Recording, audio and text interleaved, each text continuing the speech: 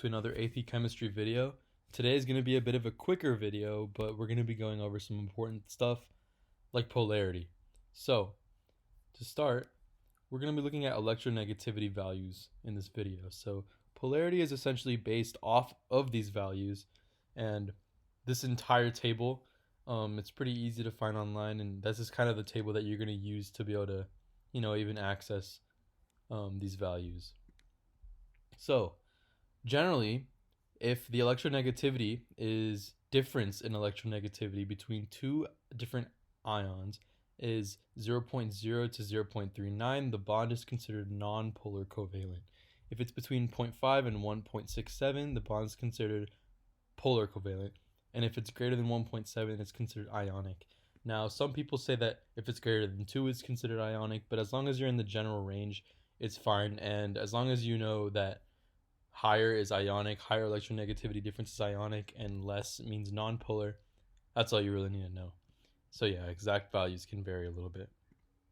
So here's a good example. You have a hydrogen atom bonded to a fluorine atom. The electronegativity of hydrogen is 2.1, as we can see right here, and of fluorine it's 4. So if you go back, you can see that hydrogen has an electronegativity of that, and fluorine has an electronegativity of that. And what this basically means, the more electronegative an atom is, the more likely it is to pull electrons toward itself in a bond.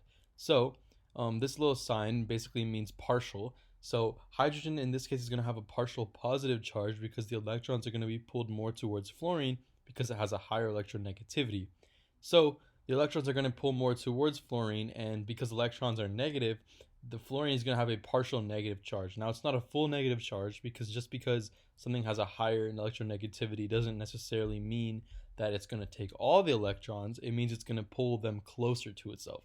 So the charge on this is partially negative, and the charge on this is partially positive because it's sort of donating those electrons towards this fluorine. So yeah, exactly. It's electron movement. And generally, when you show polarity, you show it with this sort of arrow, like a line with another line through it, then another arrow, and you use these signs for partial charges. And it's basically a good way to explain polarity is an uneven distribution of electronegativity or electrons.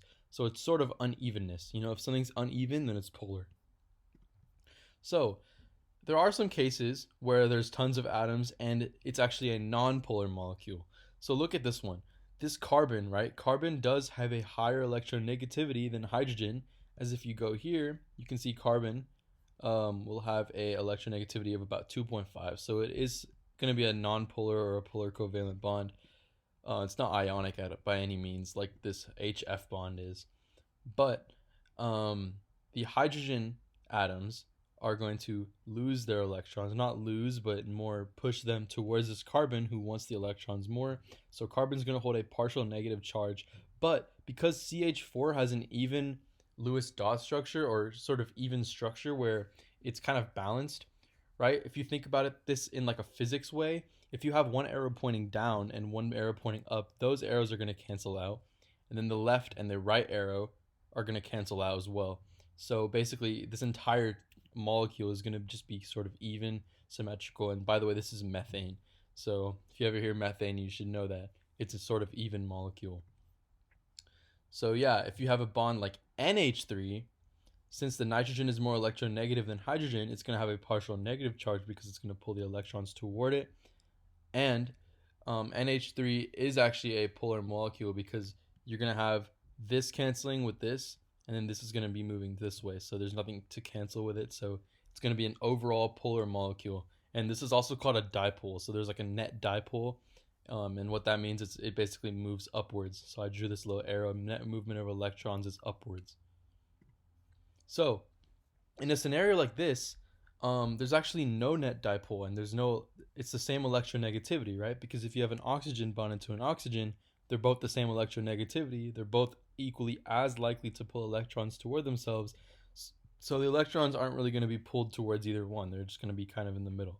So in this case, there's no net dipole, so there's no polarity, and it's a non-polar molecule. So obviously, the difference in electronegativity here is 0, so it fits in this category where it's 0 to 0.39, non-polar covalent bond. And that's all we have for today. Thank you.